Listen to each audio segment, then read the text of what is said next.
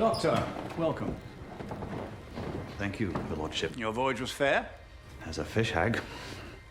I believe you know all the members of the council. Gentlemen.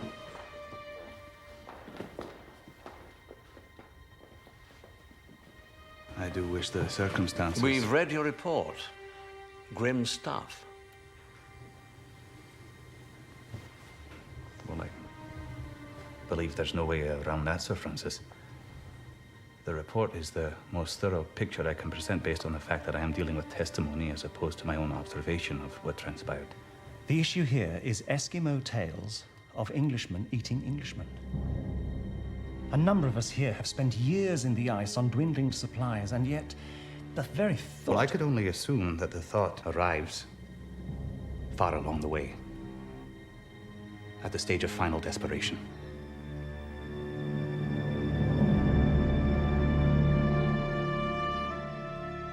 Since the beginning of Arctic exploration, European navigators dreamed of a passage west to the riches of the Orient.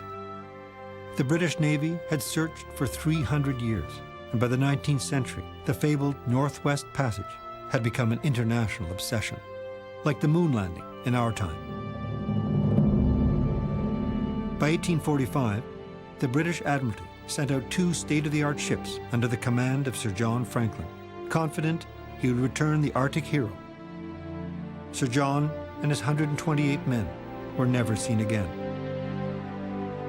The Holy Grail of British exploration remained an elusive mystery.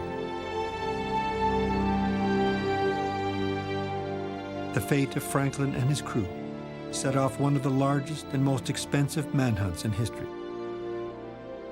After 6 years of searching, driven by an obsessive, grieving widow, Lady Jane Franklin, the British Navy, the Americans, Russians, and French failed to find any evidence of the lost voyage.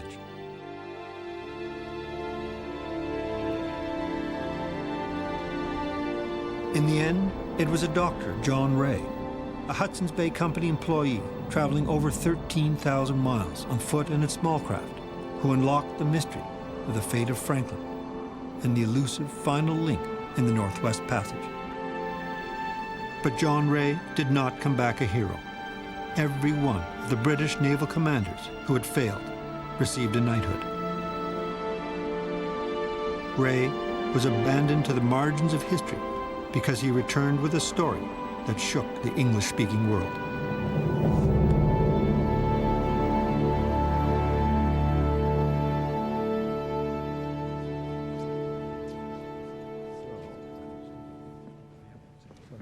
This is a complex story of pride, ambition, and obsession.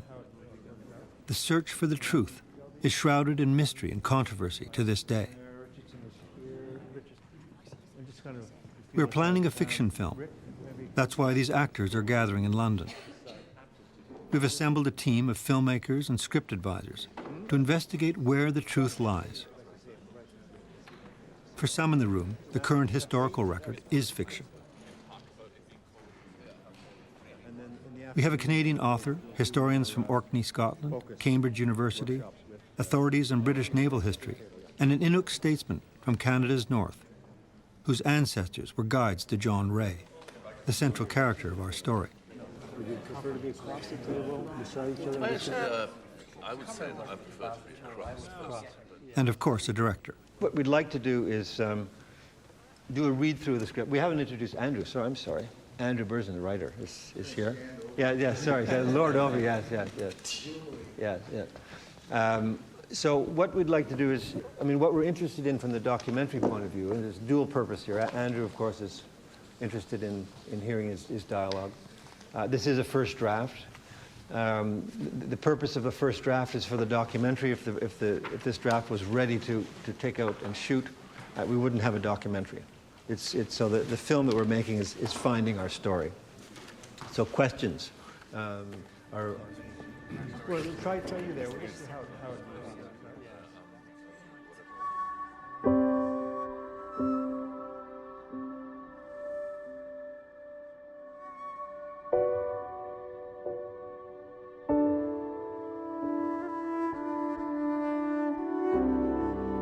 Our research begins in Orkney.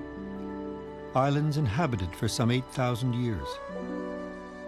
Settled by the Norse, the islands were pledged to Scotland in the 15th century by a Danish king. For centuries, Orkney was the point of departure and return for ships heading out in search of a northwest passage to the Orient. Martin Frobisher in the 16th century, Henry Hudson in the 17th, and Captain Cook in the 18th. The list goes on.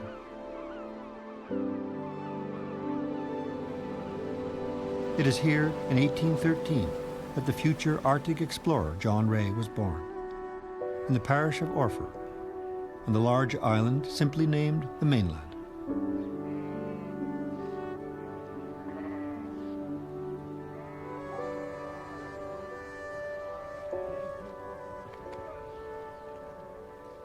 Show us the house.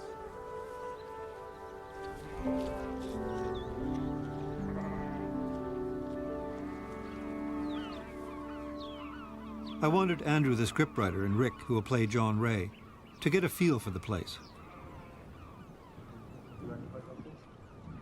No, yeah. I thought more like a museum, but it's just the old house sitting here. Watch your step. Really?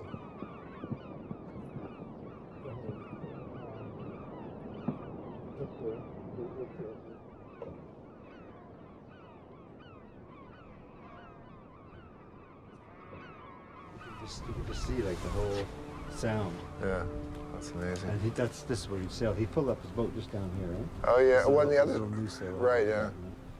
So he would have sailed all the way out in that harbour out to Yeah. Stromness, and that's where he'd sit every day. See Yeah. the ships, heading out.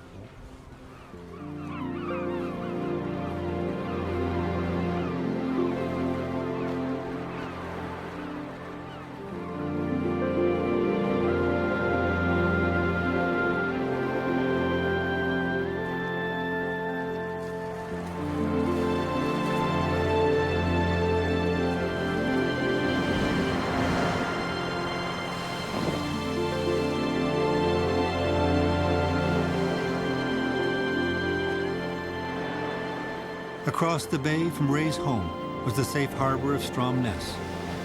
Young Rae would sail for hours, chasing ships heading off to the northwest. It was a seaport that would inspire generations of young men eager for adventure. One day, Rae too would be drawn into the allure of Arctic exploration and the quest for the Northwest Passage.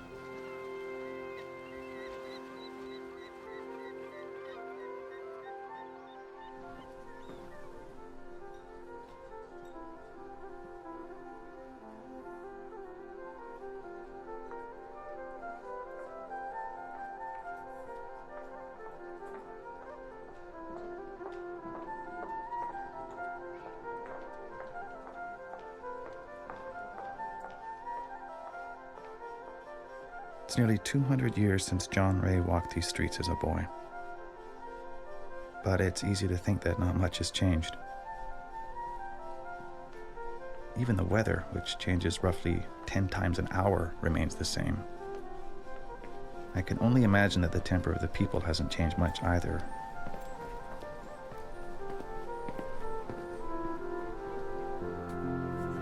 To a person, there's a gentleness, kindness, and humility to those I've met so far. Beyond that, they're steadfast, tough, and pleasantly tolerant of me. I'm immersing myself in Rae's journals and struggling to get a handle on the accent. A subtle marriage of Scots and Norse that will no doubt be a challenge to plausibly mimic down the road.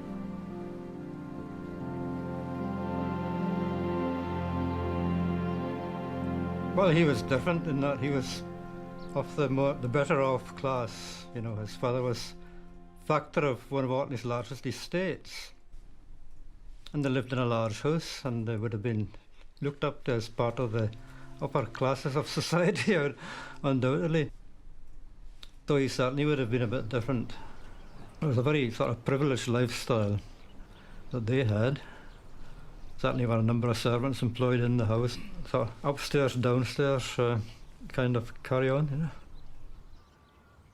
It's a nice Beautiful drawing. It's just given the impression of when John Ray and his family are coming home, maybe one late summer evening, and the light's starting to go down, and it's, you know, where the house was, and And they would have had carriages.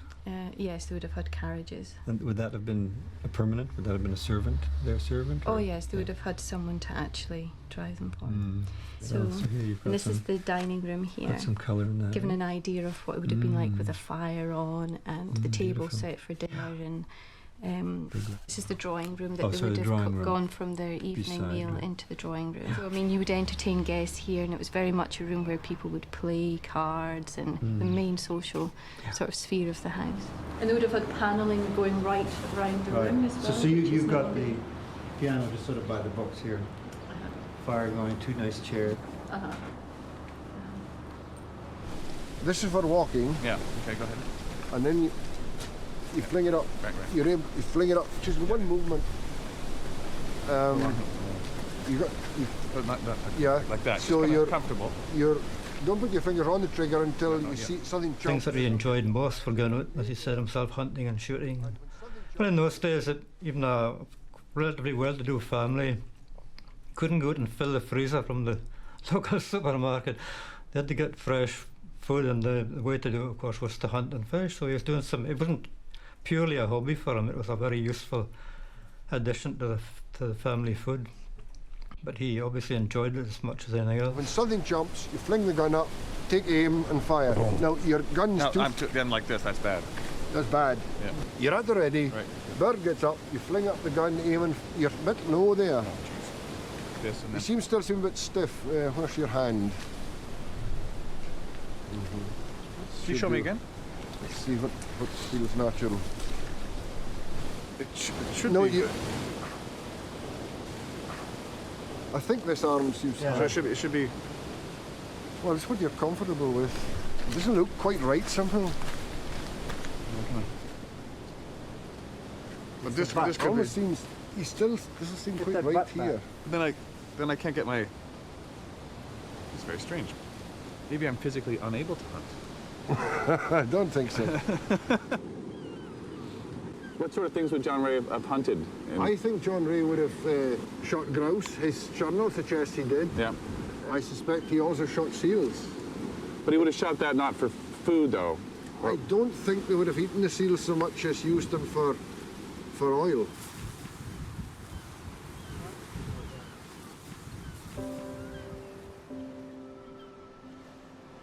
What a sight, eh? It's not bad, eh? It's just, I can think of worse places to spend eternity. Well, this is the Hoy Sound, and this is where all the ships coming into Stromness would pass through here. So all the whaling ships for the Davis Straits would come in here. The Hudson Bay Company ships would sail in and out from here as well. And of course, the Franklin expedition left from here too. You know, they came into Stromness, picked up water, and then headed due west, something over the horizon there. Next stop, Canada. Yeah.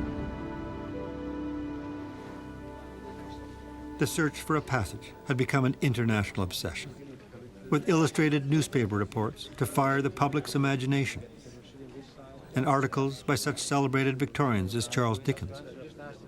The British Navy was determined more than ever to complete the task, despite the reluctance of some politicians. Action.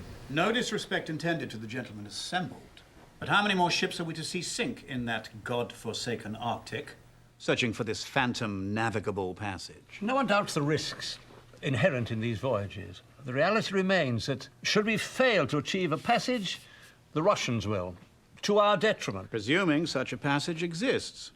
A harpoon from a whaling ship working off Newfoundland gets found in a sperm whale of the same season off Alaska. You gauge then there is a passage? That we all do. Otherwise, few here would have died so long on rancid buffalo fat. Have you a man in mind? Yes. John Franklin. Is that wise? There was some question as to whether Franklin was the right man for the job. He was 59. He was you know, slightly overweight, and there was some question. Put him on a ship, he'll be all right. You know, even if you're fat and if you're old, you know, in a ship, there isn't really a great deal to do anyway, in the way of exertion. As a captain, he was excellent, that all of his people on the ships were absolutely happy with him. I vouch all here would willingly board his ship. Yeah. We all know John Franklin. Most of us have sailed with him. But, and I dearly hope not to misspeak myself, but I understand in the last few years, Lady Franklin has set John's compass. You are to lead 6 schoolmen, 2 fine ships for several years. I know my obligations. Obligations? I'm speaking of leadership, of glorious achievement. No one is under obligation to seek immortality. It is the lucky man who is blessed with the opportunity to transcend his time. If I could command those ships, I would. I know you would. I'm trying to restore him, because this Yes. has got to happen. Yes. Yes. So I'm trying to remind him of his... Yes. But you're Status not putting me and- down, which actually No. feeds into the sort of respect of the relationship. And I don't say, well, you're a woman. You can't do that. No, yeah. I just say, I know you would. Of course you would. Many can only dream of such chances. I'm lucky. I know. You are.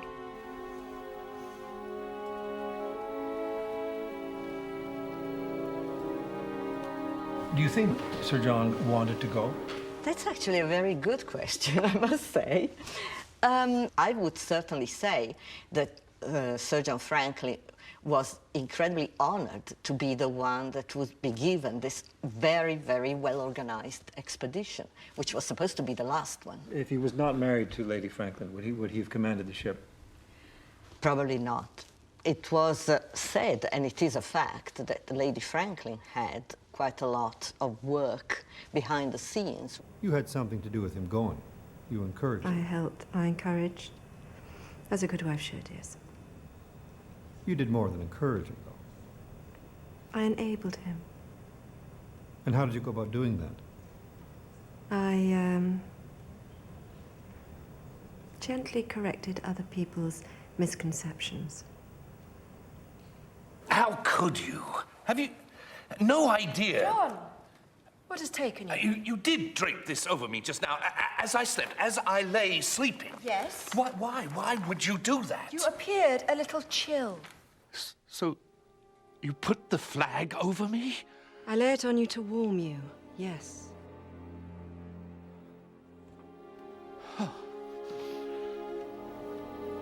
The prospect of this journey is so overwhelming. Perhaps they were right in desiring a younger man. I am more than fit.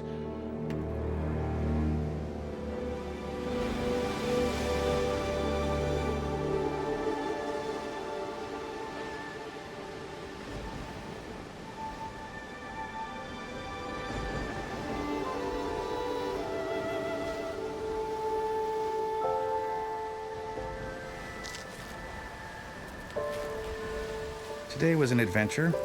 I climbed the cliffs that Ray would have climbed for exercise, for fun, to put himself out there, which goes some way to explaining his appetite for daunting risks later on. I wonder if he had any fear.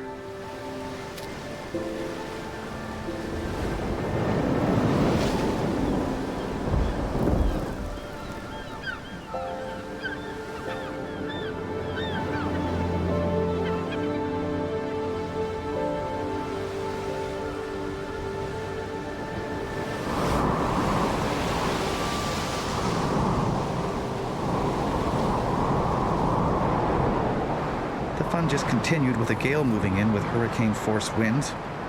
Of course, the director wanted me out in the full force of the storm.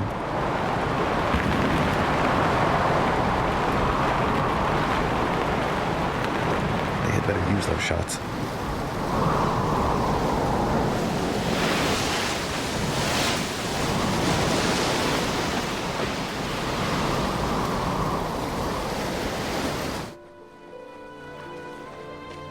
After Ray qualified as a surgeon at the University of Edinburgh, he returned home to Orkney at the age of 19.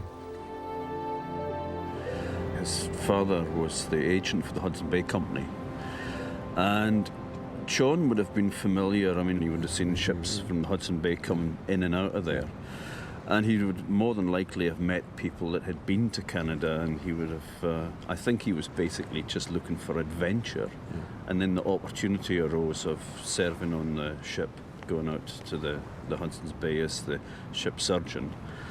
And so his father would have encouraged him. He would have signed him up, I suppose. A summer job, really, on board the Prince of Wales Hudson's Bay ship, leaving Stromness in June. And it was really just for a single season. He used to be doctor on board the ship. It's the fact that you've got no idea what's over that horizon, but you know that there's a big world out there. I think that's what lured Ray. It's just he wanted a taste of it. He wanted to be part of it.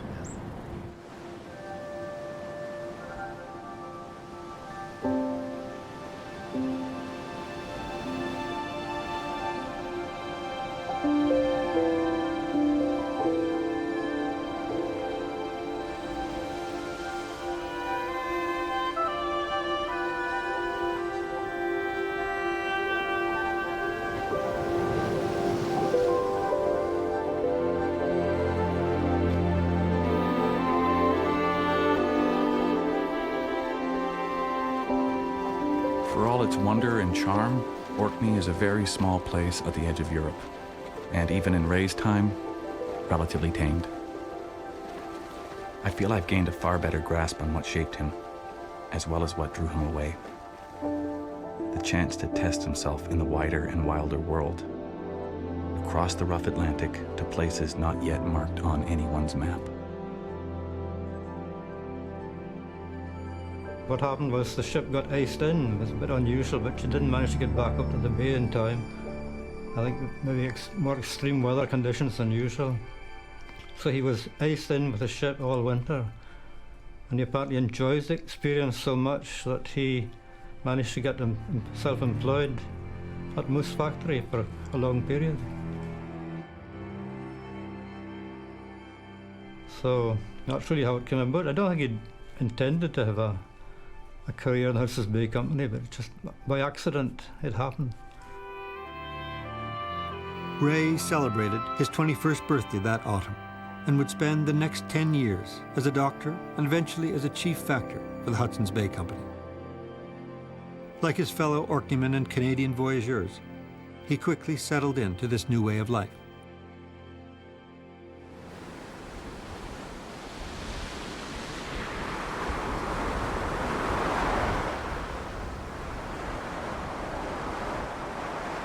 You want to taste the water there?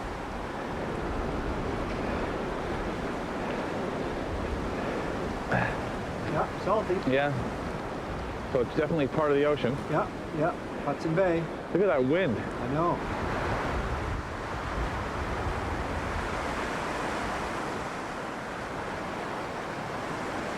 I'd like to give myself the task at some point of going for like a long walk. You know what I mean? Yeah. Like something like this, like saying I'm going to walk up, 2 miles. I don't know how practical that is. Yeah, Repulse Bay will do that for sure. Yeah, because I just that feeling of being out on the own and his relationship to danger. Right. And like for me, that with the idea of wildlife and the weather is just, it's very terrifying. Yeah, yeah. So it'd be great I'd like to push my boundaries that way.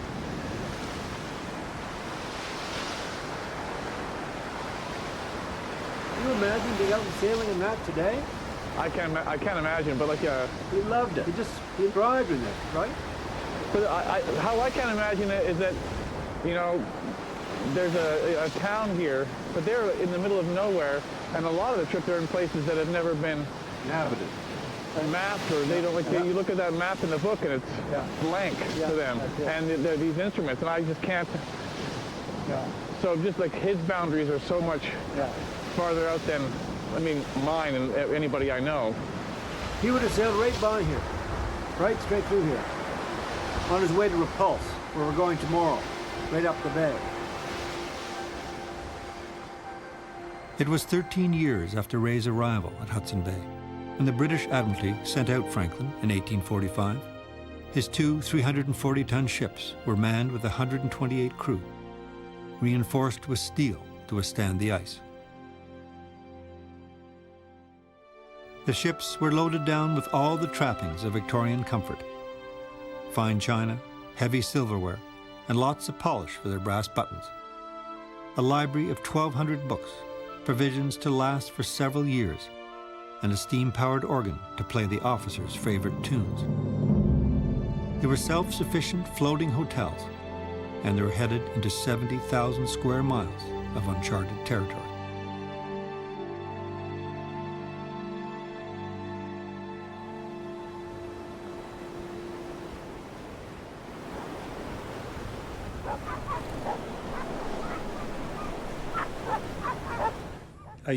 You are suggesting then that that's maybe what prevented the ships from coming down?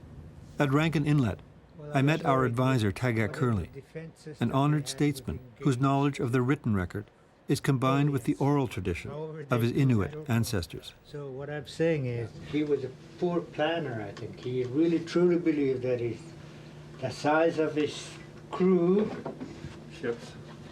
will enable him to succeed. No, that was his Arrogance. very.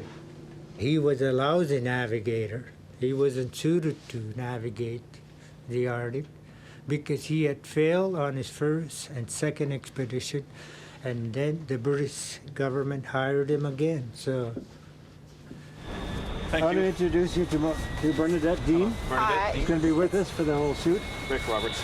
Have you been north before?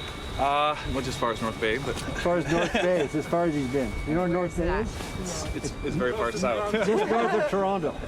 Just north South of Toronto? North of Toronto, not very far north.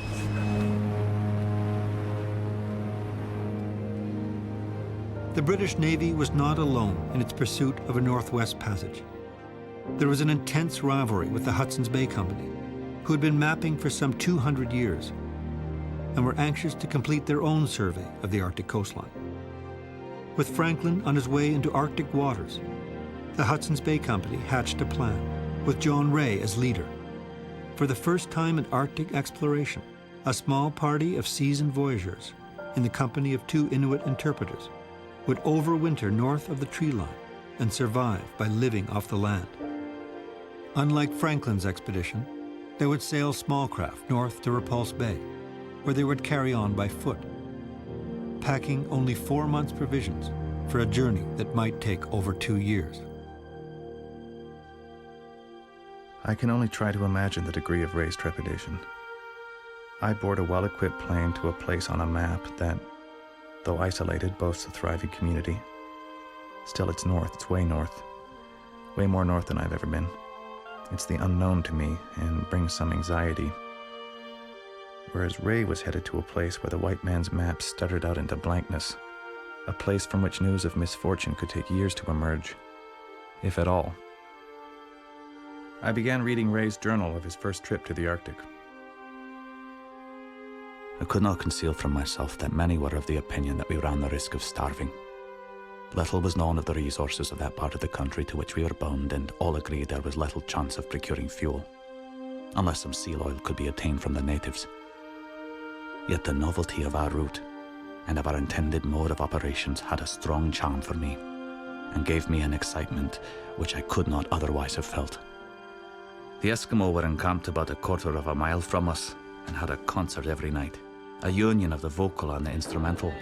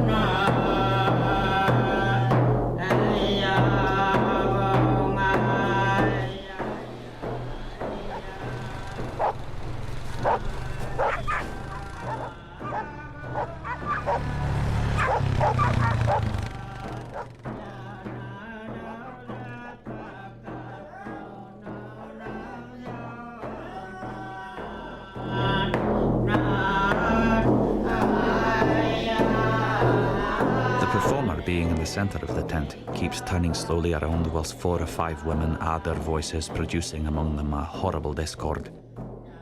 Each of the men in his town takes up the drum and thumps away until he is tired, and another takes his place, until it has passed through the hands of all the males of the party.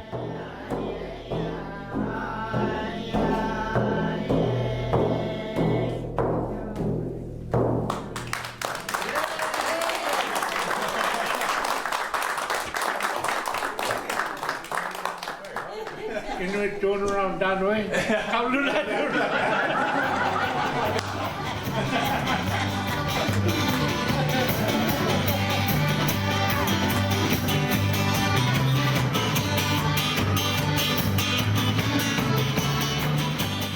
That evening, I got a real surprise. They were doing the same kind of dance that Ray would have done back in Orkney.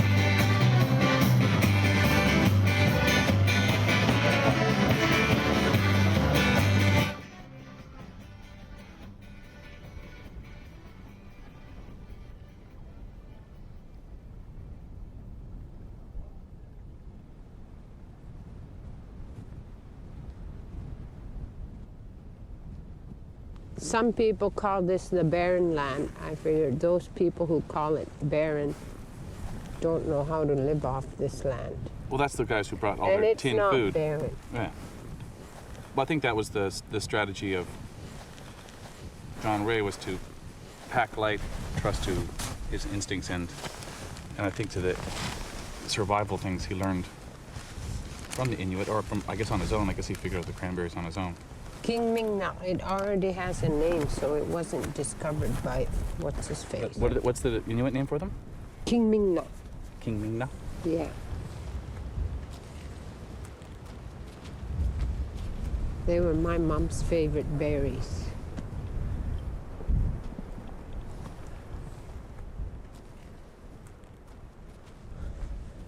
I'm afraid of stepping on some. Pardon? There's the blood. See, if I saw that, I would think that was an animal had died there. Really? Yeah. With no animal tracks? Charlton Island Woods, spring 1835. Ray is snowshoeing over thin snow when he notices what looks like blood on the webbing. He retraces his steps, finding he's squished old cranberries under the snow. Charlton Island Camp, spring 1835. With the men lined up before him, Ray doles out cranberries like medicine. This stuff right here? Yeah. Oh, right on. So I'm gonna get some of this. Will make a. This is for tea, right? Yeah.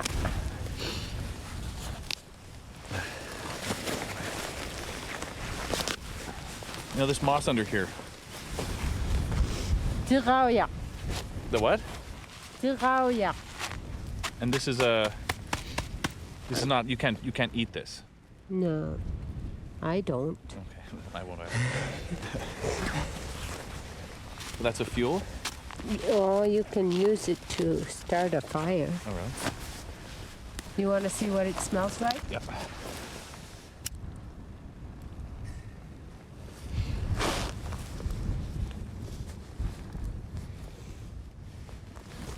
smells good. It's good because my berry picking hands. This is the same moss as this stuff? Different color, yeah.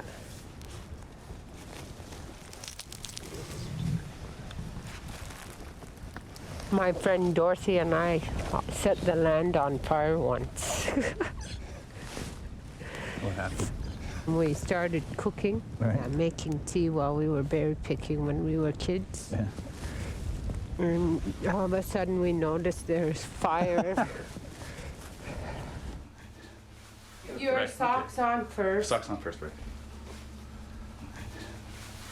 Awesome.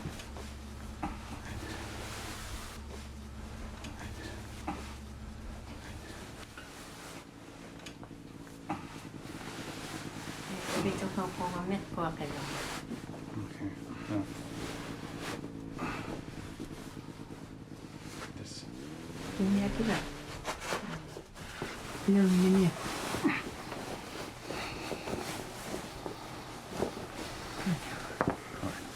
Yeah, pop it up. There. I got this in here.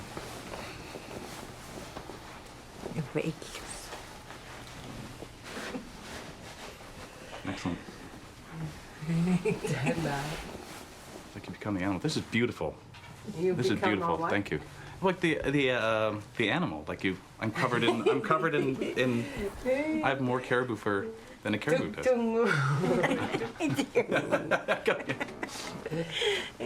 Is this all from one animal? Two. Two animals. Yeah. How does it look? You look nice. Does it fit you? Is it comfortable? It fits extremely well. It feels like. I mean, the whole thing, the idea of skin, it makes you more mobile.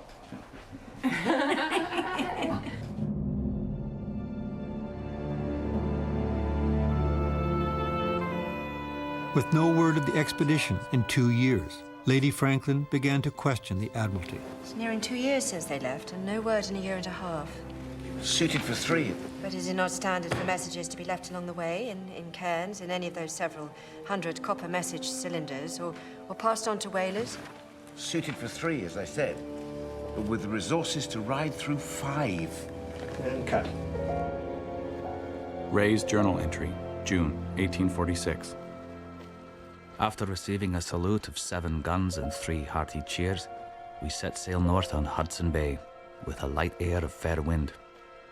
We had on board 25 bags of flour, each 100 weight, 20 bags pemmican, 2 bags grease with a good stock of tea, sugar, and chocolate. Considering that we were to be absent 15 or perhaps 27 months, our quantity of provisions was not very great.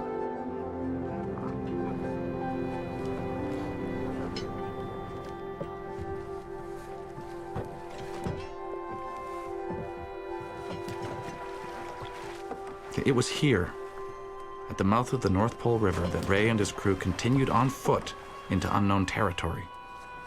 And eventually they had to make a decision: stay the winter or return to Hudson Bay. And then we tie these to the rocks?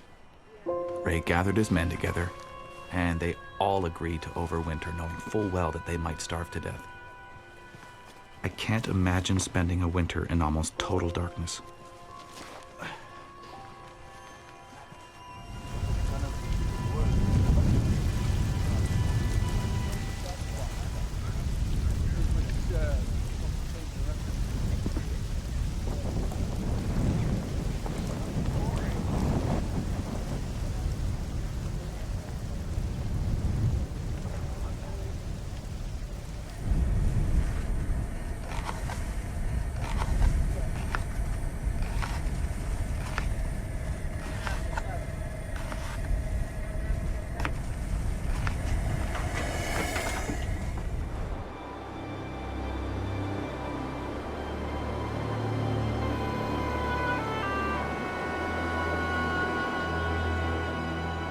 All hands were now busily employed making preparations for a long and dreary winter. For this purpose, 4 men were set to work to collect stones for building a house.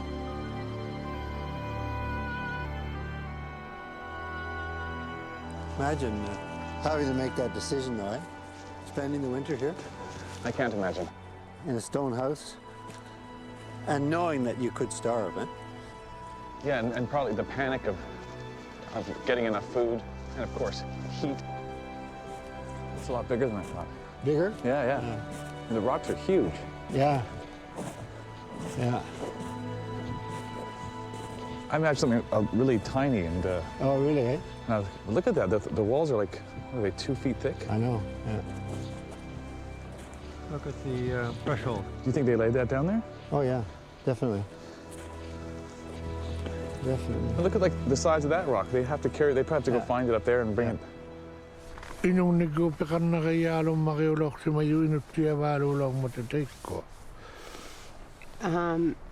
The Inuit had good relationships with the group of men here because those group of men were really good to the Inuit.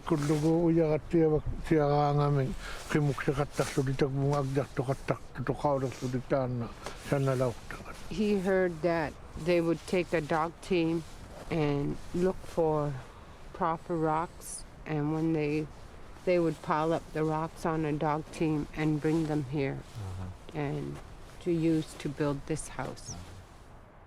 One of the stories in the narrative, they built this house in September, finished it around October. Right, yeah, it took a month. Yeah. Then, they were freezing in here. And then he went and visited a snow hut, as they call it, an igloo, and it was warm as toast. And he's saying, what the heck am I doing up back in the stone house? Well, imagine the work. It took him a month. Then he was building snow huts, igloos. Yeah. He would be set up in camp. He'd be on the move, set up an igloo, and tea hot in an hour and a half. Yeah, yeah. I visited a snow hut and it was so warm that my waistcoat, which had been frozen stiff for some time past, actually thawed. Ulubak informed me that even in winter, they strip off all their clothes before going to bed. We need about 40 blocks to get an igloo built and ready. My technique is that I cut my blocks with a bit of a curve.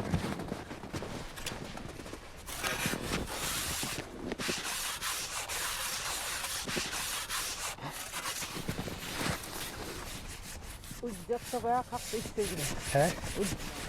That isn't the way I do it, Now I'm going to tell you something. So which one is this leading to? It's going off this way. Is it going to be easier to take it out when it's wedged like that? No. Or straight? Straight.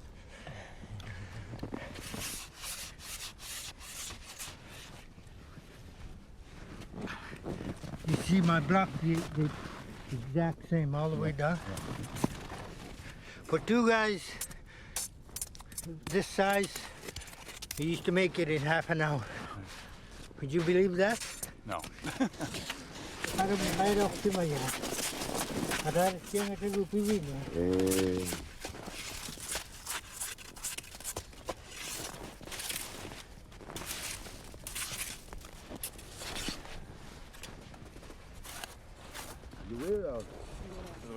Okay, there we go. Una ko may garag man kami man kay pa. Sigud na pa ako nung umaga.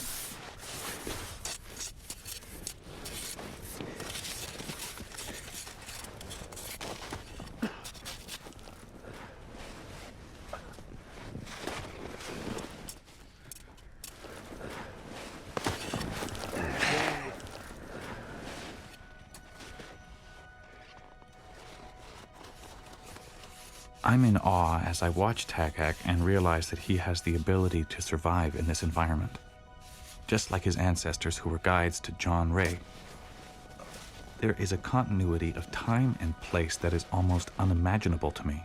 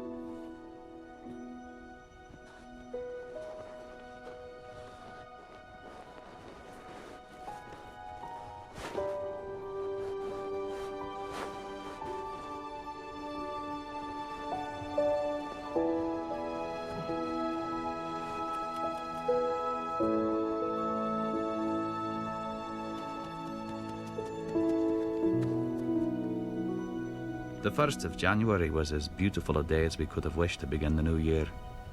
There was a light air of wind and the temperature was -26. Our dinner consisted of hare and reindeer tongue, with a currant pudding as second course. A small supply of brandy was served out, and on the whole I do not believe a more happy company could have been found. Surrounded by 60 healthy men, 2 immensely sturdy ships, the stores on board can hold 5 years. Most certainly. Sir George. You sailed the Terror before. Have you a view on the fortunes of Franklin? Those ships would not have been my choice. Nonsense. They're more than up to the task. Even after you stove in the Terror's hull of Labrador. That was ice, sir, not negligence. I managed to lead her halfway round the world, and through ice. Any elder Eskimo has dwarfed our feats. Some sturdy seal-hunting matriarch is currently eclipsing all of our great missions with every fresh stroke of her kayak paddle. I wish you'd have drawn me a bloody map. Gentlemen, as to Franklin's ships, Sir George? Especially with a reinforcement, they're too bulky, too deep a draught. That Hudson Bay fellow, Dr. Ray, has reportedly been making as much headway as any. Some of it by York boat, much of it on foot. Having surveyed 655 miles of uncharted coastline on his first Arctic journey and overwintered his party successfully, all in good health, Ray was informed that the British Admiralty wanted him to join a mission. After 3 years, they finally admitted that Franklin and his crew were lost.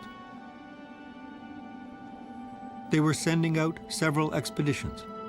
From the east, Captain James Clark Ross would command 2 ships through Lancaster Sound.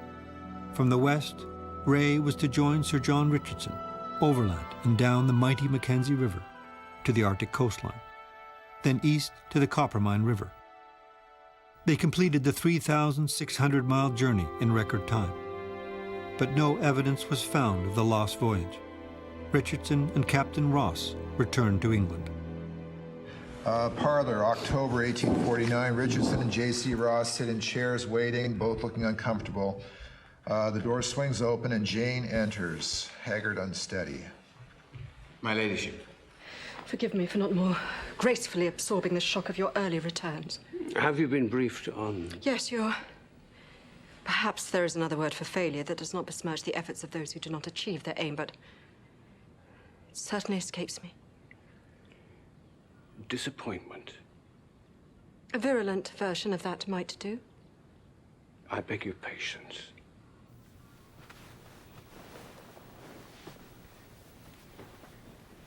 I traveled with your husband, Jane, for several years. I am far from ready to parade him as a dead hero. Only a fine, reliable man. We searched the northern coast. West, all the way to the Coppermine River, we cached supplies. I'm certain you did all that an honest man could do. And Dr. Ray will continue in the spring with his search. Whereas, coming from the east, we just met ice. You met ice. Ice in the Arctic, of all things. I didn't mean that in any way facetiously. Bodies were found, I understand. 3, yes. Above Barrow Strait, in the expedition's first encampment. We're properly buried. Such things are... Is he capable? Oh, Dr. Ray, finding my husband. He is perhaps the most capable man in the world of achieving this task. He has been known to snowshoe hundreds of miles to tend to a sickly native. I no longer trust the Royal Navy.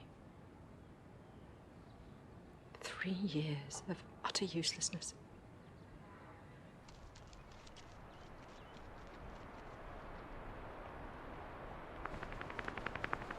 Ray continued searching for Franklin further east along the coastline, traveling light with a small crew, living off the land.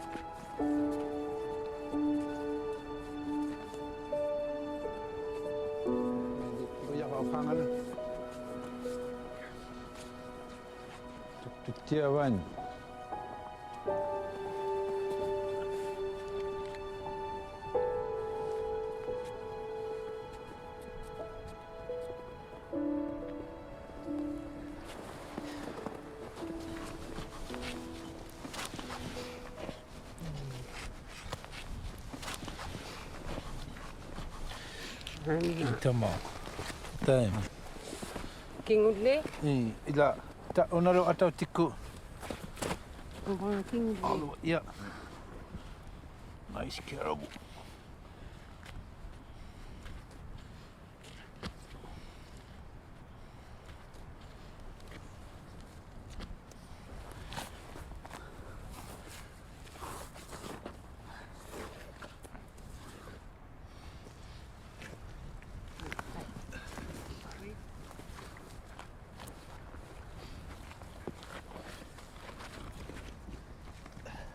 Very warm.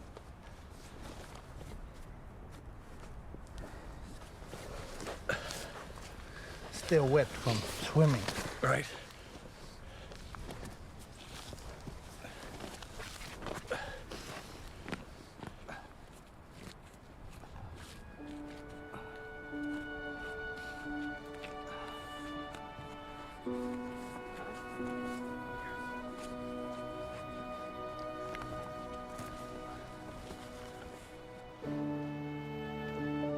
One of the Eskimos speared a seal on the ice near the edge of the open water.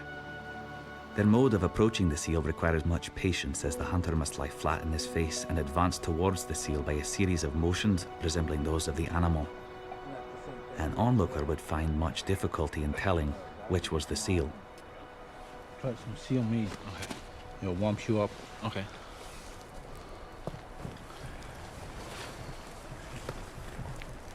Not very good. Good. Try some liver. It's very tender. That's liver? Mm-hmm. They'll warm you up after you have eaten it. They're the best meat. The liver?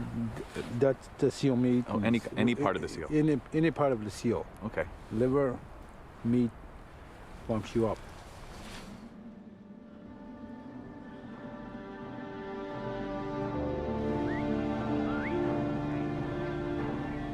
With Ray continuing his search into uncharted territory, he received letters of encouragement from London. Sir Francis Beaufort, the Admiralty's chief mapmaker, wrote, I cannot let the mail go without telling you how intensely fixed all eyes are upon you. Let me then, my dear doctor, add my voice to the moans of the wives and children of the two unfortunate ships, and implore you to save neither money nor labor in fulfilling your holy mission. 2 ships will sail in 10 days for Bering Strait, others in spring for Baffin Bay. But to you I look for the solution of our melancholy suspense.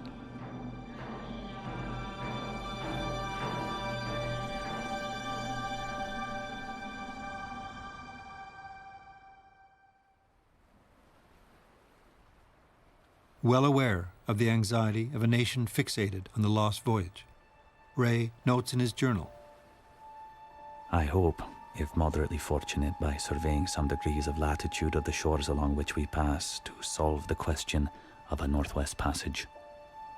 I think it will yet fall to the Hudson's Bay Company to accomplish this long attempted undertaking.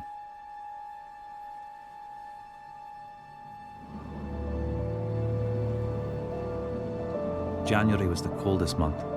The temperature fell to 72 below zero. But our journey hitherto had been the most fatiguing I had ever experienced. The severe exercise with a limited allowance of food had much reduced the whole party, yet we were all in excellent health.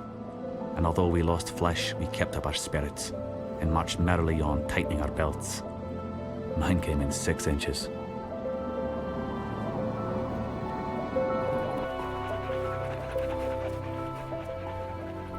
With Ray continuing north in search of the lost expedition, Lady Jane Franklin wrote to him that she had convinced Parliament to approve a £20,000 reward the equivalent of £1 million today, and she intended to press the Admiralty to raise it to £50,000. She wrote, Not only to find them living, but to find any memorials of them, or obtaining any certain intelligence of their fate.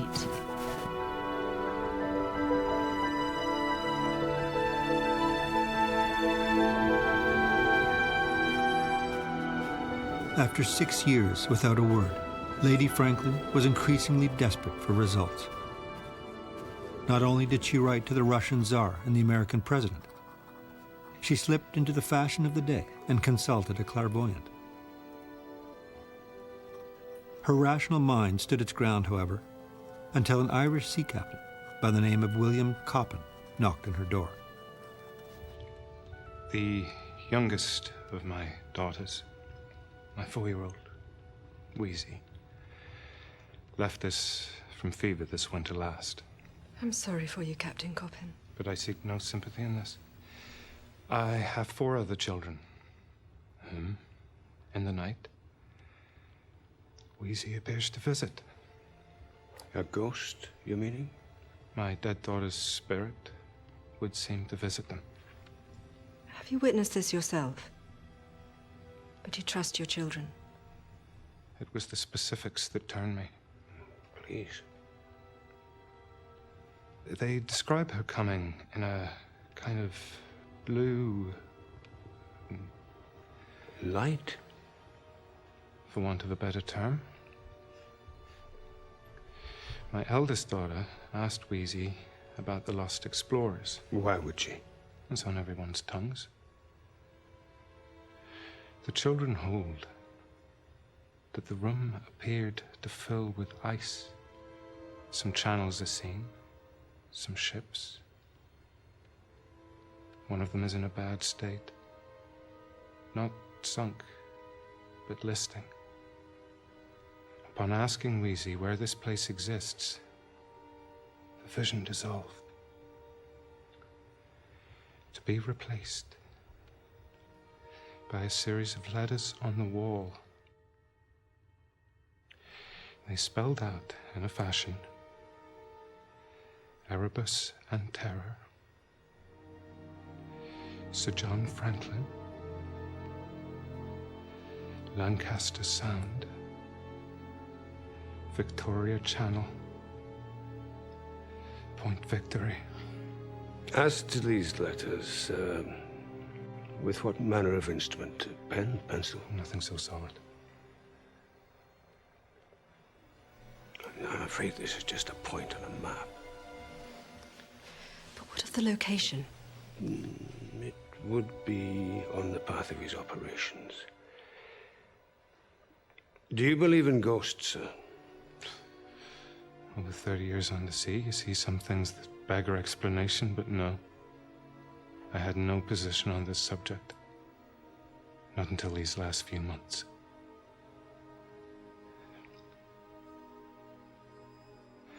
I believe that that is where those poor sailors bide.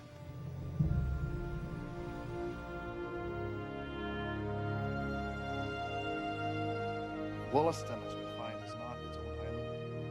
Ray returned to Admiralty House in London with an additional 800 miles of newly charted coastline. He had indeed come very close to Victory Point on King William Land. And you did this again on foot? Much of it. This strait here is no friend to a smallish boat. Lady Franklin. Gentlemen. Dr. Ray, do you know Dr. Ray of the Coppin prediction? I've heard it mentioned. Do you give it any credence? The vision, or...? The likelihood of Sir John and his men being found off Victory Point. Now, I understand it comes from the blue light of a dead girl. I understand anyone can see amorphous shapes on the wall. But that place does exist on a map. It is not conjured from a dream. Well, it bears investigation. How many ships must I send out? And yet you, traveling almost alone, return with actual evidence. That is still speculation. Well, it is it not? A piece of a flagstaff from an English ship found to the west of King William Land. It is, yes. And you will be returning there? Yes, in a matter of months. Is there any chance of you doing what no one else? I will be nearer there than most. It would mean a great deal to me.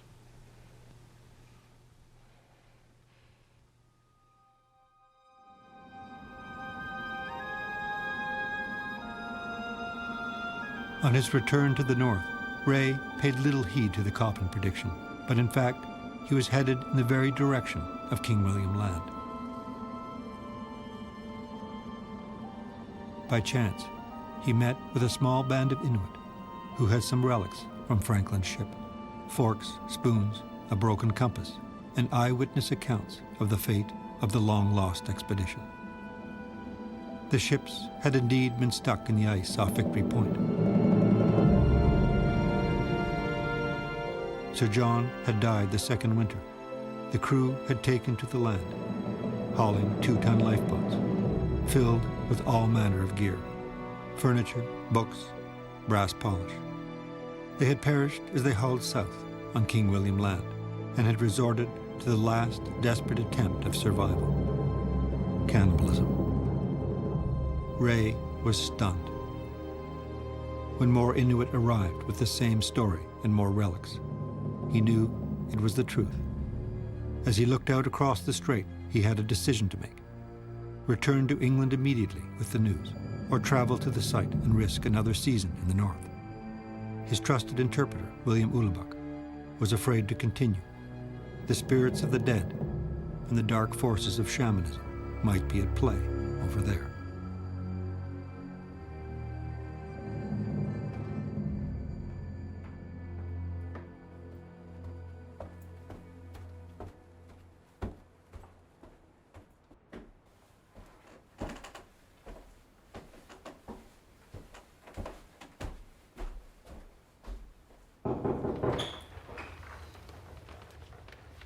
Doctor, welcome. Thank you, Your Lordship. I believe you know all the members of the council. Gentlemen.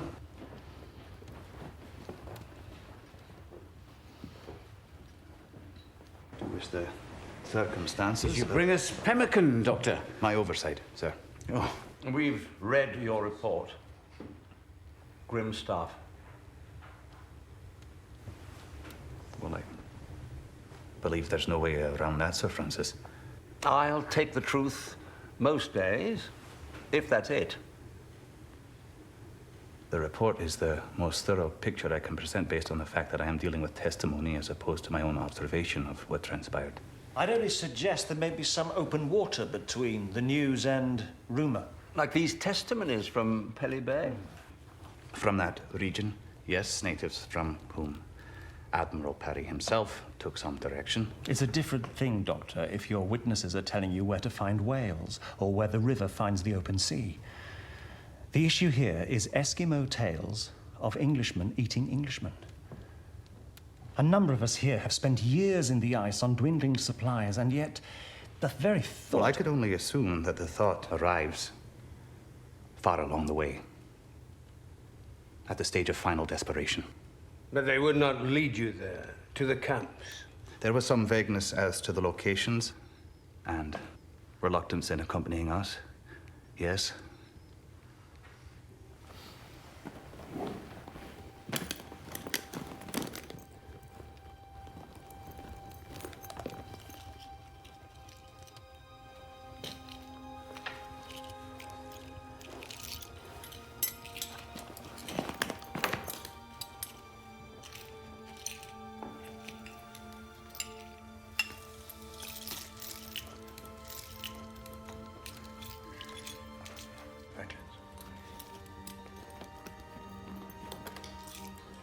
Personally, I see no grounds for doubt.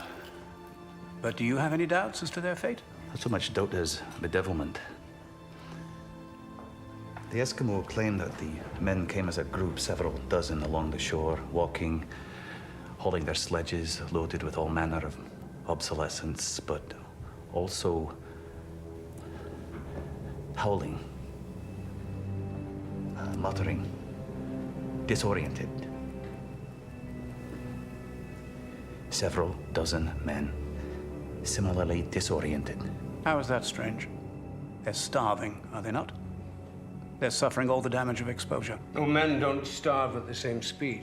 Nor do they freeze, nor go mad. Suggesting something afflicted them.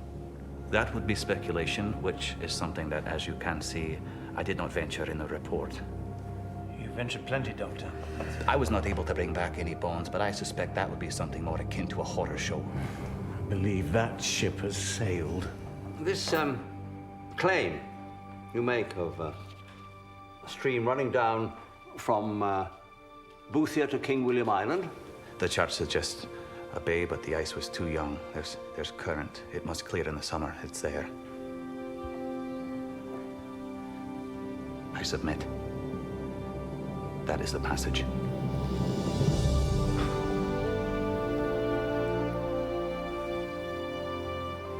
Whereas the path Franklin took through Victoria Strait Meets a permanent barricade. They were forced ashore, or so it would seem, on the most inhospitable of lands.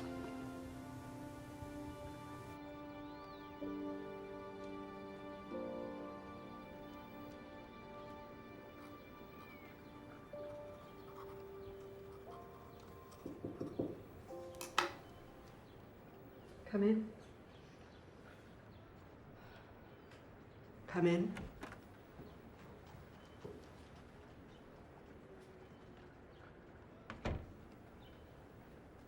Lady Franklin, Dr. Ray, I hope this is not an inopportune time. it is no worse than any other time. I've read your report as it appeared in the Times. Have you something otherwise to offer? Only my apology that such a document was allowed to. Please, not the passive voice. Someone allowed it. Someone wrote it. Someone found it judicious to publish in all its odious malignancy. I did write it. But what you read was intended solely for my employer and the Admiralty. I submitted a more sensitive document to the Times, and they opted instead for the sensational.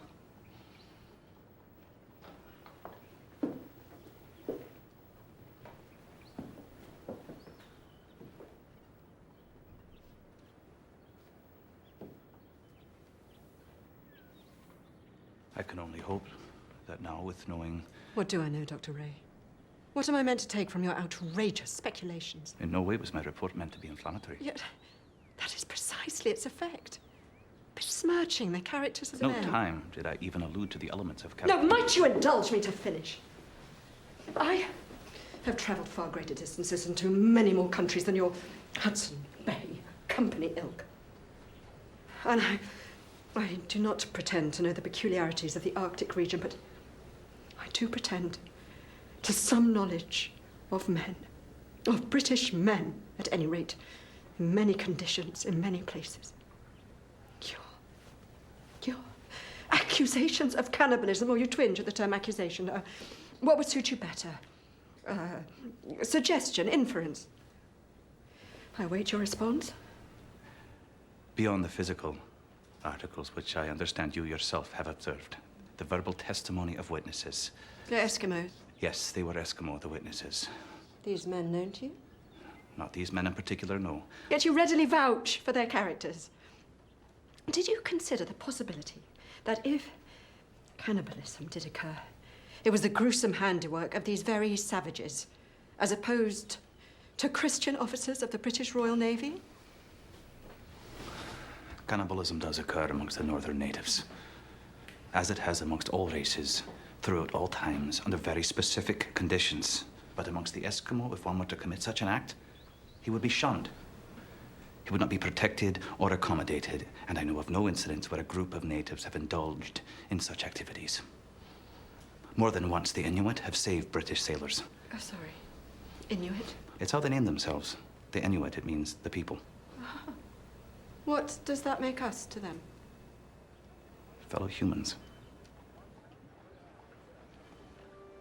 Whatever grains of truth reside in your morbidly flamboyant presentation of events, I'm stunned that you could submit such a report knowing fully the pain it would cause so many. I admit, I was not thinking of the pain of others when I wrote down what I still take to be the truth. And that, in and of itself, speaks rather sadly to your character. I see that my visit has been premature. I deeply regret. Yes, I have no doubt you will have regrets. Many and deep, and of your own making.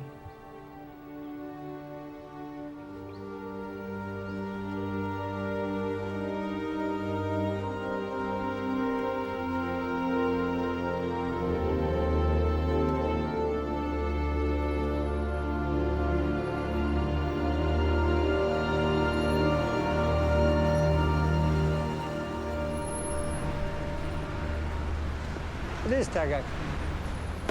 Hello, John. You made it. I made it. See, nice car they brought In you. one piece. In one piece, Yes. all the way from Rankin Inlet. Yes. That's the Nelson, you know. National Portrait Gallery is just around the corner. This is the National Gallery here. Canada House. That's our house. Yeah. Canada House, yeah. You got it. Lady Franklin tried to get a Sir John Franklin. Right in the center here? Right in the center here. I'm glad she was overruled. But she did get one just down the road here, Waterloo Place, just down there. So we'll go down there and have a look. Okay? Okay. So this is where she took. Amazing. This is. So that was a clip. So she. That's. There he is. That's Franklin. Oh, this is the one that she at the House of Commons approved the whole sponsorship of it, eh? Yeah. Look, right here. To the great Arctic navigator and his brave companions who sacrificed their lives in completing the discovery of the Northwest Passage after death 1847 and 8. Now, who would believe that he discovered the Northwest Passage in England? Everybody did. You know, that's not true, eh? Because a dead man cannot find something. It just could not happen. So I'm absolutely amazed. Incredible.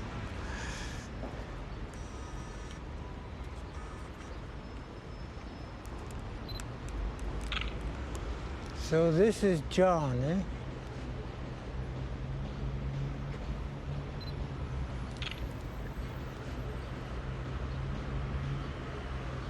They were burying Franklin here. So that's his grave in the north. That's what that depicts. But that may not be true either, eh? What? Because he may have been left behind. Left behind, you think? In the ship. They didn't bury him on the shore. They did not bury him on the... If they did bury him on the shore, they would have had some prominent sites, location cairns, and proper dignified rocks assembled. Look at this with a bow and arrow. They did not have any native people on that expedition. That's why they failed. There was a not only fatal mistake, they did not have any advisors of Inuit. You know, we could have helped them a lot.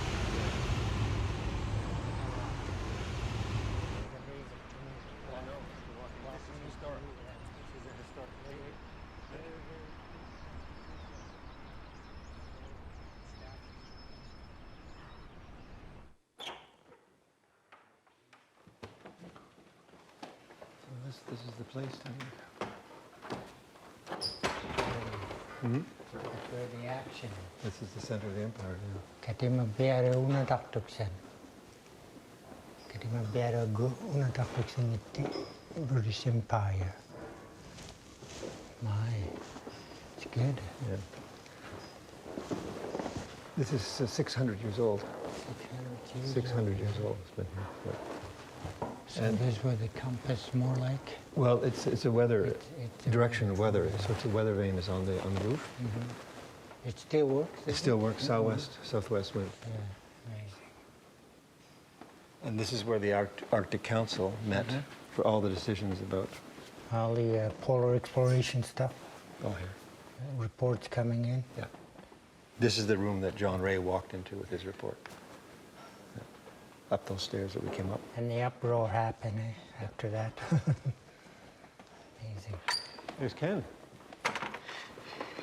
I'd like you to meet Taga Curley, Ken Pleased to McGugan. meet you. Nice to meet you. Honored to meet you, though. Likewise. Welcome. Thanks very much. It's great to be here. Look at this room. This is something else, eh? Fantastic. I mean, this was like the Pentagon of the day. It was, eh? Yeah. Well, the British had the largest navy in the world, and that's how they ruled it. They ruled the waves, and this is the place. You know, they ran it from here. I guess it's here. No, right on. We had spent time with our advisors from the Arctic and Orkney, and with Canadian Ken McGugan, author of a book on Ray. In London, we were seeking a Navy perspective from Ernest Coleman, an historian and retired naval officer. We had a navy that was certainly the biggest navy in the world, I think the best navy in the world. It had beaten the French, and there was a role for them in this to try and find this Northwest Passage. Did John Franklin, in your view, forge the last link of the Northwest Passage? Oh, unquestionably. Remember, it was that from north to south, that gap. He came down. Now, we know that he'd sent parties ahead. We know that coast down King William Island had already been charted. To do that, you had to link up to the bottom, to the Simpson Strait, that area there. So, yes, he did. He discovered and forged the last link with their lives. But there are no evidence that they have found that passage. You know, they have not recorded. Mainly because they were dead. Absolutely no factual statement that his officers confirm that fact. But okay, the real point is, discovery implies going back and telling someone where something might be. That's number one. Secondly, this marching across the ice. The original objective was to find the navigable Northwest Passage. You march across the ice, you haven't achieved a Northwest Passage. All you've done is walk across the ice. So there was no passage through there at that time ever, because the ice was always coming down. There was no navigable passage there. So they discovered no passage. There was none to be found in that quarter. The only conceivable way is down through Ray Strait. Ray was the one who found Ray Strait, and he brought that back. People think of Ray dressed up in his native skins, going wild, you know, as the thing, the criticism of going native.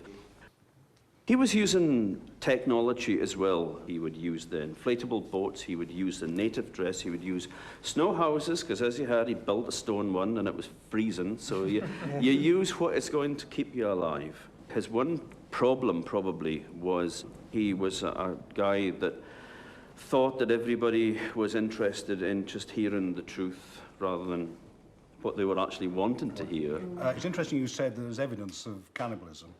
In fact, there's not a shred of evidence of cannibalism. Such people as Charles Dickens looked into it and studied every tiny example of possible cannibalism that had happened throughout the Navy's history, and in fact there wasn't.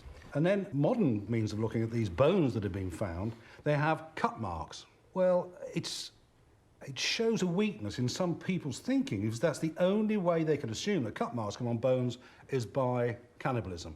In fact, there's 400 cut marks on the bones that they found.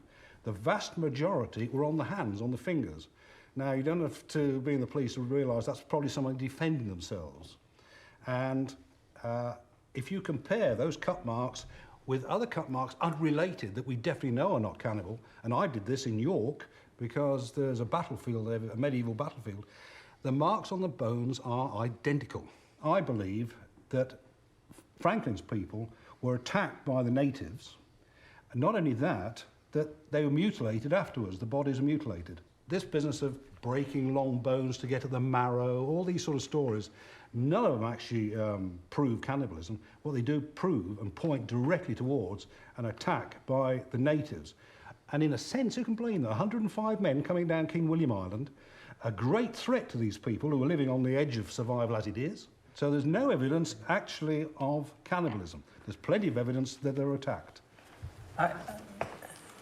Surely, if I may address the Admiralty and the English public, I think it's shameful,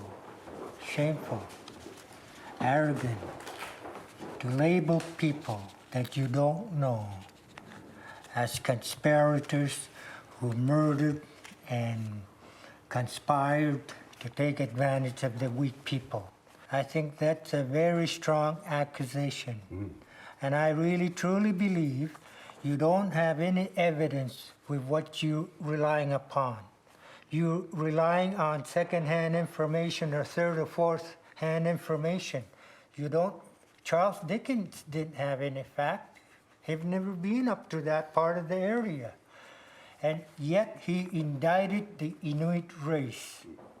He created an animosity to people that were innocently standing by waiting to help people that might be dying. Because Franklin's people, in fact, were scattered all over 80 or 100-mile range. They were not in 105 band.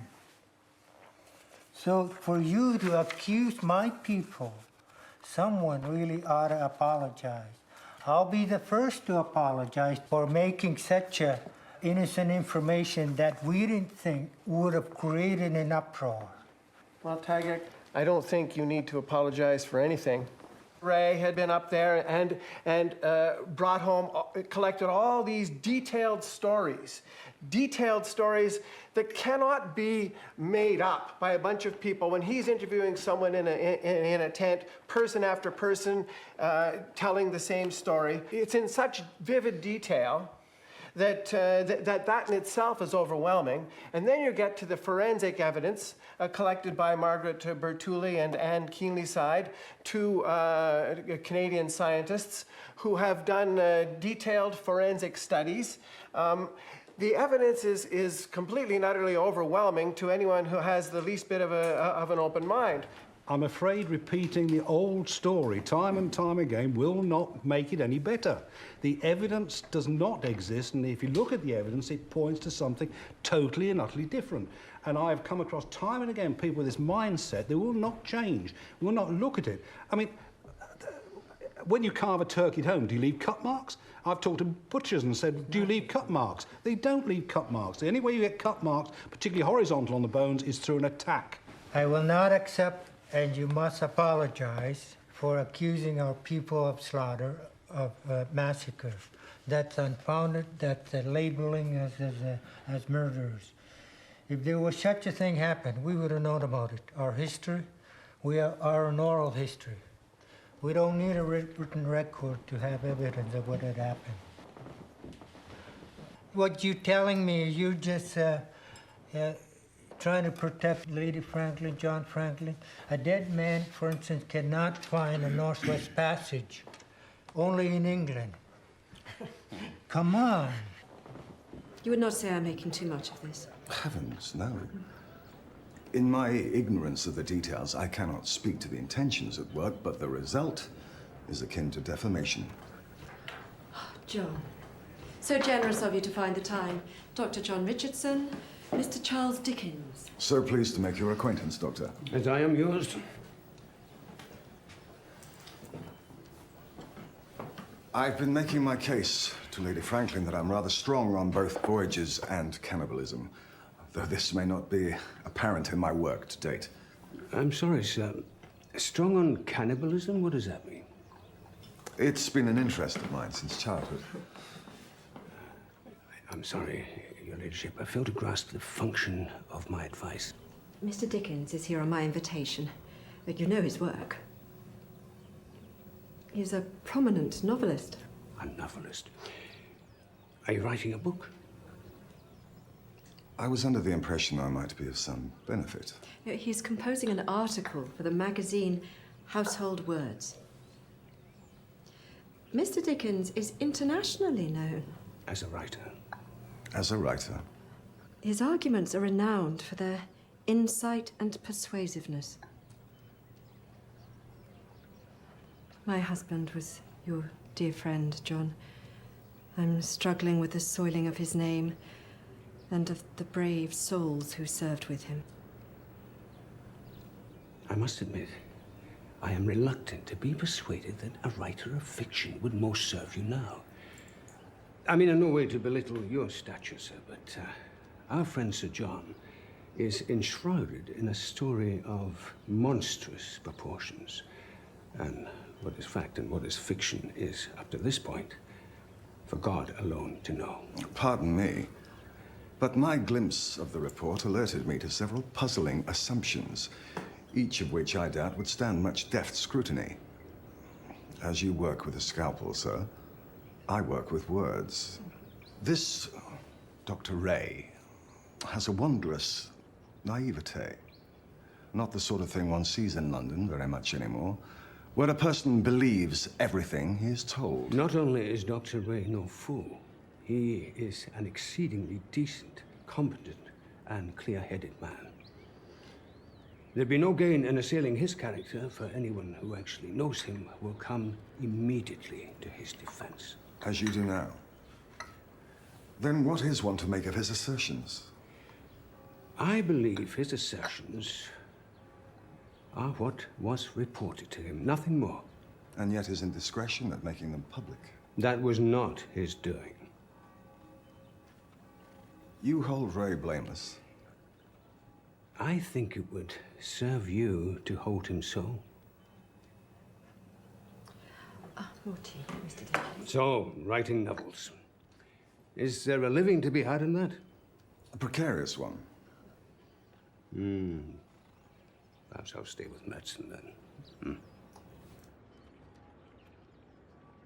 There were little Staffordshire figurines being made of John Franklin and Lady Franklin. So when Dickens was invited by Lady Franklin, well, this is somebody that you go to. Even though Dickens was an extraordinary figure already, he would have been thrilled to go to meet Lady Franklin and anxious to please her in any way.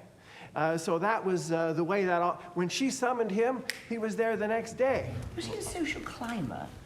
Would it have been in any way to his advantage to have sort of befriended Lady Jane Franklin? I think that's a possibility. I think that probably somebody could answer this. We have someone here who could probably answer that question. You introduce yourself. Hi, my name's Gerald, Gerald Dickens. I'm a great-great-grandson to Charles Dickens, so...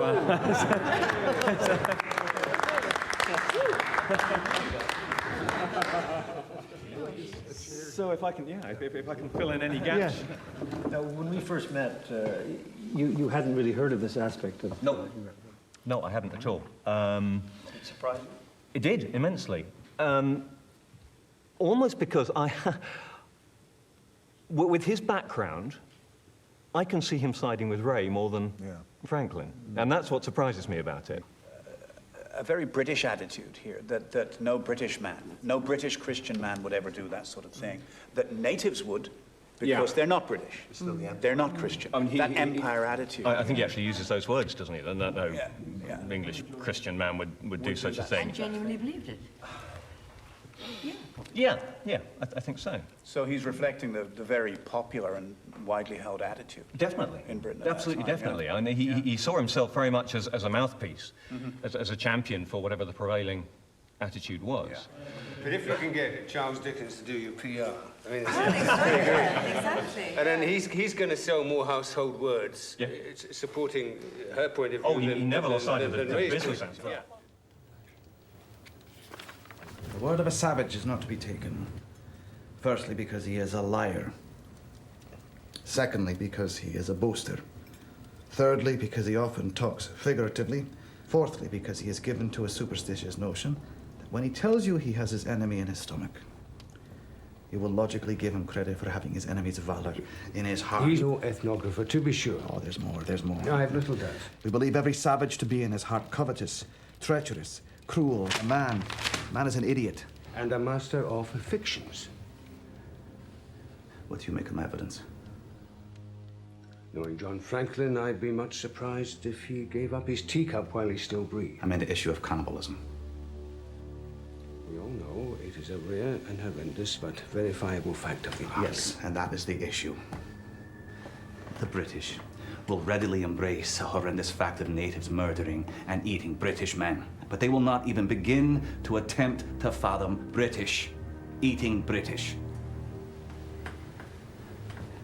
You had a cannibal on your first journey. A voyage, not one. Mixed blood. Iroquois French, was he not? So what great element of British character makes us impervious? Even amongst our seamen, it is looked upon with the utmost revulsion. Not arguing predisposition, John. None of us will be predisposed towards it. We few British who have traversed the Arctic know that there are things for which nothing here can prepare us. There have been several occasions when I have doubted my vision. There have been 1 or 2 occasions when I have doubted my mind. Some, I suspect, even British, have found themselves to know more themselves. Now, I can't speak for 130 men, but I knew John Franklin as well as men can be known. And I would swear on my Bible that he would have sooner eaten a bullet than a morsel of human flesh. The report, it made no specific reference to Franklin. Your report asserted that the few remaining men, all British with families here, consumed their fellows. Now, you cannot be so naive as to think you would not cause a storm bringing back such news, especially on the word of another. Yes, but if that word of another had been British, would I then have been believed? You know that by many you are. If you had visited the site, given your expertise as a doctor. Choice was made. It was, and you made it. I gather you found it unfeasible to travel to the site. And why do I sense that you know the answer to that question?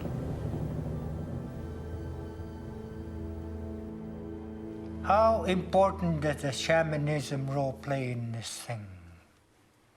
You know, there's been a tragedy. There's been an unparalleled tragedy in the north, and they knew it, everybody knew it. They have seen some of the ships, you know, that are not gonna go back to their native countries or whatever. And men are walking around the country. Many of them have died. And it was not a place, in my view, if I was superstitious and they were superstitious at that time, they weren't going to be hanging around out there for a while. So I think these were factors. I think William, as a young man, probably discouraged going back to, I know he was quite afraid. The greatest insult to a trained British Navy officer would be to have to go for help to a native person, which is absurd. But that, at that time, was the prevalent opinion. On the question of going native, can I give you my favourite quotation from that time? It says, "The objective of polar exploration is to explore properly, and not to evade the hazards of the game through the vulgar subterfuge of going native." And quite right, too. These were sailors, they were seamen, they were on a ship, and they were going by water. I think if I had to find one phrase that perfectly summed up the arrogance and pomposity of Victorian Britain, you found it beautifully there. I find that not only incredibly offensive, but just absolutely mind-blowingly ignorant. But you're talking as a 21st century man. We're dealing with the mid-19th century here. It doesn't make it the standard view, it doesn't make it right. Ray differed hugely from the Admiralty for the simple fact that he was born and raised in Orkney. His worldview was completely different from people who owed their position to privilege, to wealth, birth. Did you have a comment? Yes, I do have a comment. Really important that I introduce myself to you. I'm one of these savages that your grandfather alluded to. Sorry. I believe this was a time where this nation had to unite together. It has a national disaster at its hand. Instead, everybody, including Jane, Lady Franklin, your grandfather, were sold out to destroy the characters of very important people, including my race. who are known worldwide as most innocent people of the whole earth. But that character assassination that your grandfather did, to call us a murderous individuals who would creep upon the weakest of the white people and ambush them. He was sold out to write an article that was cruel and false. And yet no one, no Englishman, has ever taken responsibility to say, I'm sorry. This still has an impact on my people, because no person in this living wants to take any sense of ownership to try and establish a reconciliation. I really believe it is important, though. We could have helped you. Instead, you destroyed the inability to work with you. Why do you think that happened? I have absolutely no idea. And well, it doesn't make any difference to history, but on behalf of my family, I certainly apologize for what Charles wrote, which was astounding in its vindictiveness. And the only thing I can think, because again, it was very out of character. And I just think it's very easy for him in a London study, in a London office, to take a pen and write and make these accusations. It ties in with public opinion. It's an easy way of selling. But to actually understand what effect it was going to have on an entire race and an entire people, I can't think he would have possibly stopped to think about it, because it would have been completely out of character for him to do that. Completely out of what he spent his entire career in England championing the causes of those that were fighting and those that were being downtrodden by the country, by the government, by the ruling classes. So, that's why I was so surprised when you first put me onto the Household Words article, and it is just vindictive. He spent all of his life travelling to prisons and factories and schools and hospitals, but he didn't go to the Arctic. So, something that occurred to me just listening to you is, wouldn't it be that actually Dickens was so strong in his response, really, really coming out strong, because he was aware that that was actually the feeling of the sensitivities of the Victorians at the time. Yeah. They were just an attack to a nation's sensitivity. You don't eat your friends. Yeah. In 1857, so a few years later, during the Indian Mutiny, Dickens would advocate not justice or even retribution, but actually genocide. Quote, "I wish I were commander-in-chief in India," he would write. "I should do my utmost to exterminate the race upon whom the stain of the late cruelties rested." So, in other words, there was another... He's getting smaller and smaller. Steady. All I say is that, you know...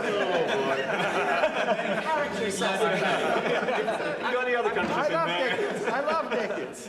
You know, but he had this blind spot. I think in this one way, he didn't transcend his times. And I think at the time, we hadn't had the Crimean War, we hadn't had the Great War, we hadn't had we've supped on horrors for hundreds of years now, and it's going on at this moment as we sit around this table. But at that time, the only people who were capable, as far as a good Englishman was concerned, of doing that sort of thing were savages. And, you know, they were an easy target, and so they were attacked. Very important. This is a very interesting project. All of you are the cast, as well as John. Again, you're welcome to Nunavut anytime.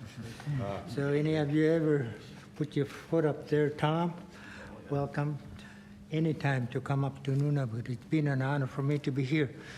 Earlier, you apologized to me and for my people about what your grandfather had written about. This apology is very important, and I accept it on behalf of my people, for the people of Nunavut. It is more than I asked for when I came here, and I was hoping something eventually would come here. So on behalf of the Inuit people, particularly Netjilik people who were impacted, as well my tribe, Ivy League tribe, who were primarily John Ray's guides. I accept your apology, and I want you to know you are a friend, and you're welcome to come to Nunavut anytime. Thank you.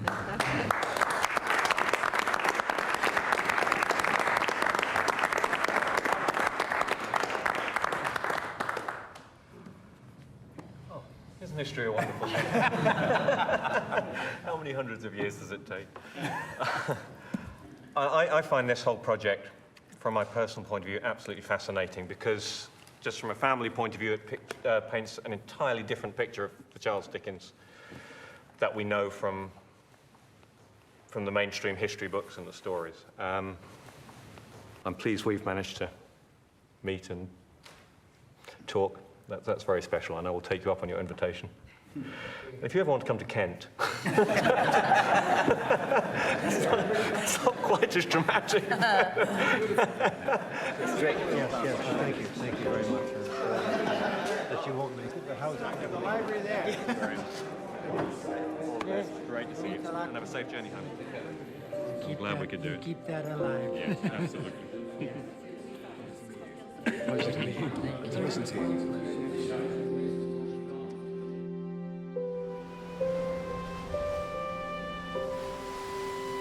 John Ray was laid to rest in his beloved Orkney at St. Magnus Cathedral in 1893.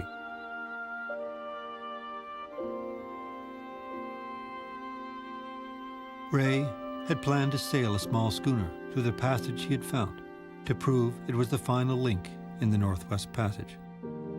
But it was not to be until half a century later when Roald Amundsen would vindicate John Ray by sailing through the strait that now bears his name.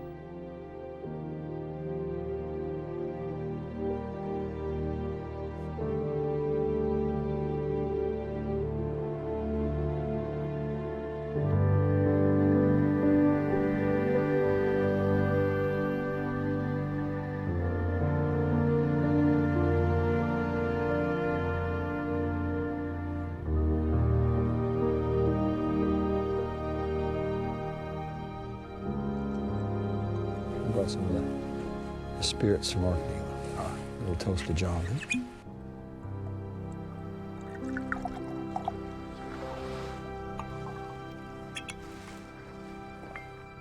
Here's to John. To John? Yeah. Here's To the boys? Yeah.